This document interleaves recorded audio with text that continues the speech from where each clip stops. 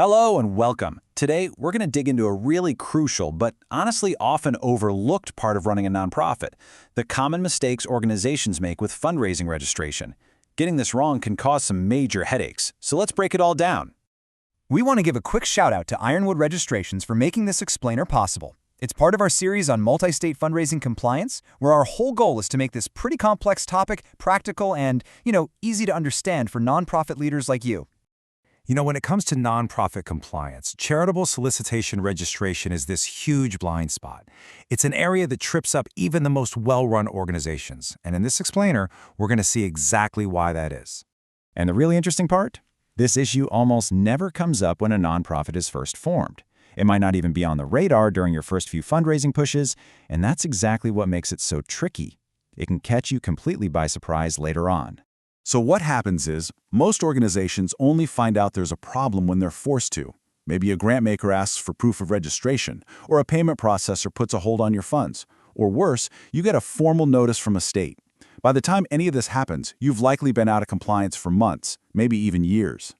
So, understanding the most common mistakes is absolutely key.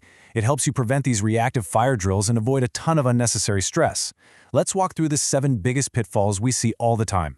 First up, mistake number 1. And honestly, this is probably the most fundamental misunderstanding out there, and it's the root cause of so many other issues down the road. So many leaders think, hey, we've got our 501c3 status from the IRS, we're all set. But that's not quite right. As you can see here, your tax-exempt status is a federal issue. Charitable registration, on the other hand, is a completely separate requirement for fundraising at the state level. They're 2 totally different regulatory systems you have to pay attention to.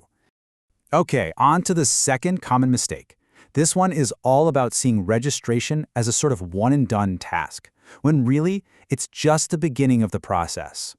It's a really common trap to think that once you're registered, you can check that box and move on. But that's not how it works.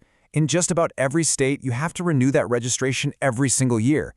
It's not a single event, it's a cycle that requires updated financials, your Form 990, new officer info. Getting that first approval is the starting line, not the finish line. Next up is mistake number 3, and this is a challenge that has just exploded in our digital age. A lot of nonprofits start out local, but then they expand online. You launch a national email campaign or use a peer-to-peer platform, and suddenly you're reaching people everywhere. Well, without realizing it, you can trigger registration requirements in dozens of states. The internet makes those geographic boundaries feel invisible, but for state regulators, they are very, very real. The fourth mistake is really tied to a lot of the others. It's about your whole posture, specifically taking a reactive approach instead of a proactive one. Some organizations just assume that, well, if a state needs us to register, they'll let us know. But as this quote says, relying on state notice letters is not a compliance strategy. By the time that letter arrives, you're already behind, and you could be looking at retroactive filings, tight deadlines, and even penalties. Being proactive is always less stressful and way less costly. Okay, mistake number 5. This gets into the pure administrative complexity of trying to manage this all. Just take a look at this. It really shows you what a puzzle this becomes. If you're registered in multiple states, you're trying to manage a bunch of different due dates, completely different rules for extensions, and all kinds of different fee structures. You can see how, without a good system, it's incredibly easy for a deadline to slip through the cracks. Mistake number 6 has to do with your fundraising partners. Who you decide to work with can actually have a pretty big impact on your compliance obligations. When you hire a professional fundraiser, it can fundamentally change your registration requirements. In some states, that triggers brand new filings, or you have to disclose additional contracts, and it might even make you ineligible for certain exemptions you were counting on. Your fundraising strategy and your compliance really have to be looked at together. And that brings us to our final mistake, number 7. This one is all about what's happening, or maybe what's not happening, inside your own organization. Compliance can so easily fall right into the gap between your departments. You've got your development teams, and they're focused on growth and hitting campaign goals. Then you have your finance teams, and they're focused on reporting and taxes. If those 2 teams aren't in sync, fundraising can expand into new states without anyone ever stopping to do a compliance check.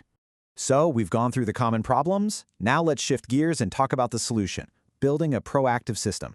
When you start treating compliance like an ongoing system instead of a one-time task, that's when you avoid all that operational strain. And the best place to start is with a simple audit. Ask yourselves this one powerful question. Are we actually registered in every single state where we're actively asking for donations? And what about your internal process? Are all of those renewal deadlines documented somewhere? Are they being monitored? And is there a specific person or team assigned to each one? That accountability is everything. And finally, have you made your compliance review part of your strategic campaign planning? Is it a checkpoint before a campaign launches, or is it an afterthought you scramble to deal with later? This is a critical question to ask if you want to prevent future gaps. So let's just summarize the key takeaway here. It's all about making that shift from a reactive mindset to a proactive one. Here's the bottom line. Most of these registration mistakes come from simple misunderstandings or just from reactive planning. Remember, charitable registration is an ongoing state-level obligation that grows right alongside your fundraising. By being proactive, you avoid disruptions and ultimately, you protect your mission.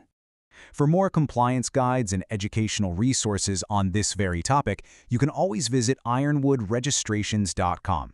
Thank you so much for joining us for this explainer.